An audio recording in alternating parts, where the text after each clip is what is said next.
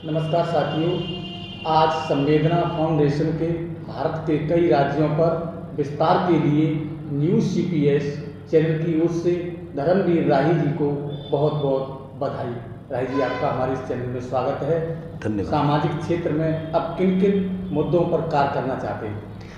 देखिए, आज ज़रूरत इस बात की है कि समाज में जो बढ़ रही कुरीतियाँ हैं, परिवारों में विघटन हो रहे हैं, परिवार में कटुता बढ़ रही है, गृह कलेश बढ़ रहे हैं, उसके दुष्परिणाम आए दिन देखने को मिल रहे हैं कि छोटे छोटे बच्चे हैं आत्महत्या कर ले रहे हैं, बड़े बुजुर्ग भी इस तरफ एक पीड़ा उनकी झलकती है।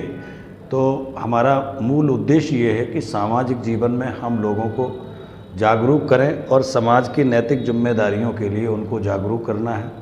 बच्चों को एक निश्चित रूप से उनको जागरूक करके एक नई दिशा देने का, और जो सेवानिवृत्त हमारे साथ जो टीम में लोग हैं उनको लेकर के उन बुजुर्गों के बीच में सामंजस्य स्थापित कर युवाओं में एक जागरूकता अभियान चलाकर उन्हें एक नवीन सामाजिक संरचना करने का प्रयास ही है।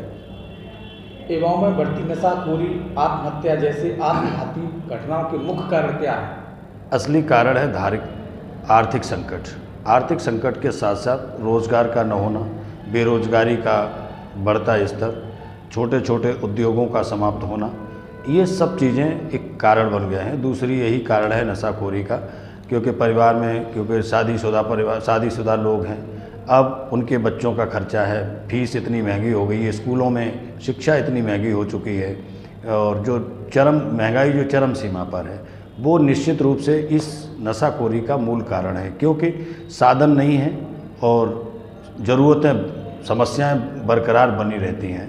तो इसलिए मैं कहता हूं कि संघर्ष आदमी के जीवन का एक प्रेरणा देता है। संघर्ष हम लोगों को जीने की एक नई सीख देता है, और निश्चित से जब समाज में धन से अभाव में जो आदमी जीता है, वो निश्चित रूप से परिवार से, रिश्तेदारों से, सबकी उपेक्षा का शिकार होता है, तो वो घुटन महसूस करता है। उस घुटन का ही कारण है कि वो नशाखोरी में की तरफ बढ़ता है, उसके बहक जाता है समाज के, क्योंकि सम्मान उसको मिलता नहीं जिसकी वो अपेक्षा करता है। और आर्थिक जब अभाव होता है तो जो बहुत करीबी लोग हैं वो बहुत दूरियां बना लेते हैं।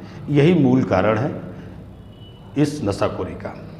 राही जी, आजकल देखने में आ रहा है, सुनने में आ रहा है, शिकायतें आती हैं कि युवा युवतियां के अलग अलग रूम न होने का कारण भी एक आत्मघाती होता है, जो अपने नीरसता महसूस करते हुए आत्महत्या का ये प्रयास करते हैं। कुछ ऐसा ही मैं इसको तो खैर ये कारण हो सकता है, लेकिन पहले भी हमारे पूर्वज भी एक छोटे छोटे कमरों में पूरे परिवार रहा करते थे। असली कारण ये है कि हमारे युवाओं का अति महत्वाकांक्षी हो जाना और एक भौतिकवादी एक स्वरूप में ढल जाना, और उनके निश्चित रूप से इतने बड़े तमाम शानो शौकत जो एक आदत में आ गई है, जो दिखावा, जो समाज का जो कल्चर में दिखावा जो आया है, ये दिखावा निश्चित रूप से हमारे समाज का एक पतन का कारण है।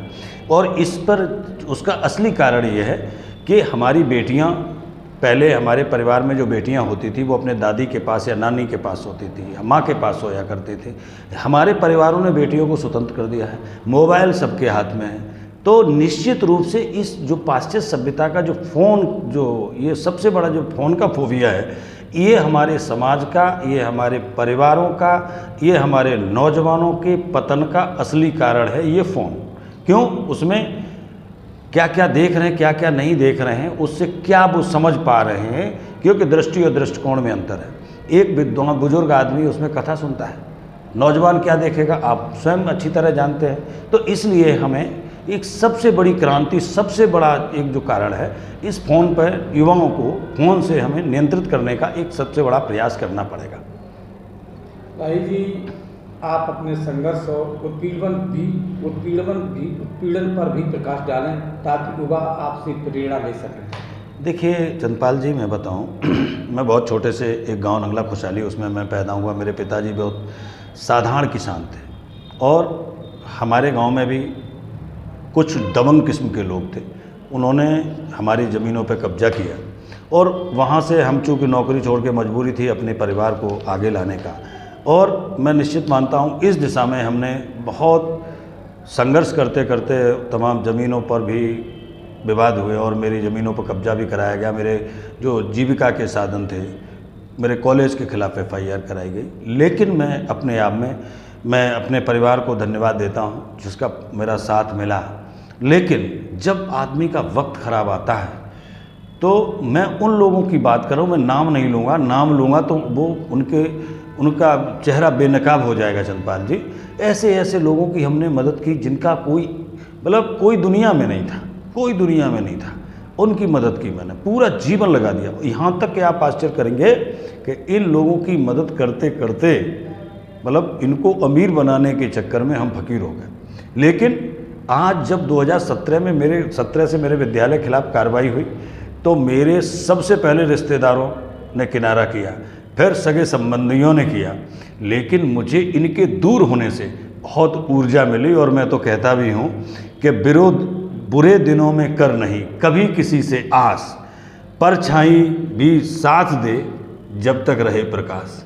और दुनिया में जो आया है उसे जाना है, तो हम तो यूँ कहते हैं कि पन घटने जो घट भरे मरघट दीने रीत, और काहे की तेरी हार है काहे की तेरी जीत। इसलिए हम तो नौजवानों से कहना चाहते हैं कि ज़िंदगी और मौत में 2 सेकंड का फ़र्क है, और मैं जीवन में अपनी सफलता के लिए अपना दृढ़ निश्चय और अपने माँ बाप की त्याग तपस्या को मैं साधना मान करके कहता हूँ कि मैंने तो कि संघर्षों का तकिया जो सिरहाने रख कर सोते हैं, युग की अंगड़ाई लेने पर वो ही पैगंबर होते हैं।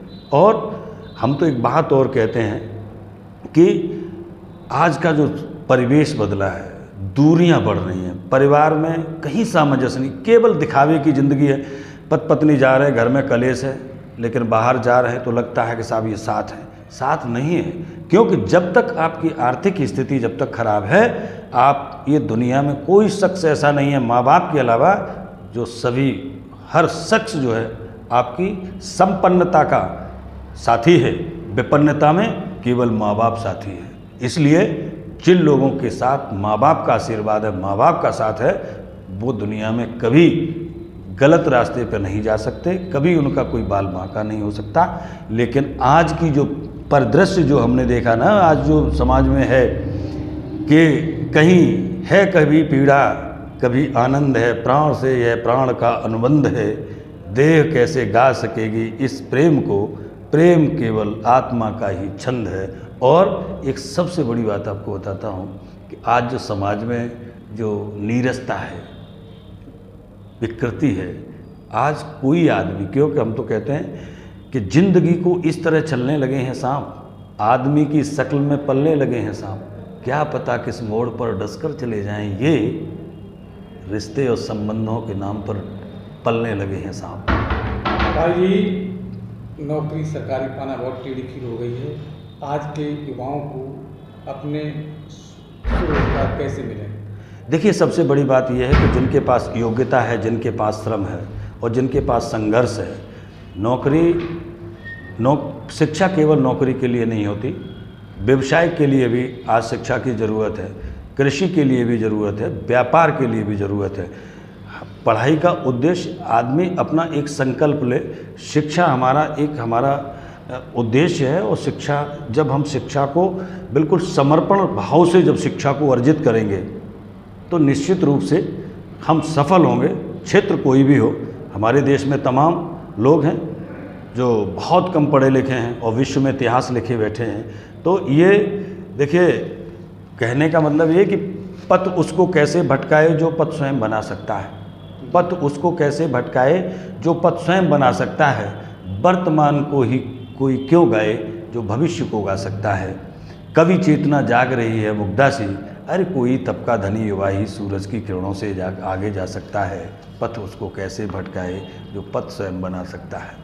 चलिए राय जी, आपका बहुत बहुत धन्यवाद और एक बार फिर आपका हमारे न्यूज़ CPS चैनल में स्वागत है। देखिए, मैं आप लोगों का निश्चित रूप से आपके न्यूज़ CPS चैनल को संवेदना फाउंडेशन परिवार की ओर से बहुत बहुत बधाई देता हूं। और इस चैनल और मैनपुरी की पड़म में जनता, वो झुग्गी झोपड़ी में रहने वाली जनता को मैं चरणों में नमन करता हूं प्रणाम करता हूँ, क्योंकि जिनके आशीर्वाद से बहुत कम समय में और हमको जो है इस संवेदना फाउंडेशन के बैनर तले मेरे सामाजिक जीवन में, चाहे गिरौर तहसील का आंदोलन रहा हो, चाहे बनगांव आंदोलन रहा हो, सभी में हमें आशातीत सफलता मिली है। उसके लिए मैं सभी के चरणों में कोटि कोटि नमन करता हूं और आपके चैनल को बहुत बहुत बधाई देता हूं और सभी साथियों से भी कहते हैं कि हमारी आवाज़ आप तक पहुँचे, निरंतर पहुँचे और आप हमें निरंतर रूप से सुनते रहें, देखते रहें और हम आपका और आप हमारा मार्गदर्शन करते रहें। तो न्यूज़ CPS को सब्सक्राइब करें, शेयर करें। बहुत बहुत धन्यवाद। Thank you.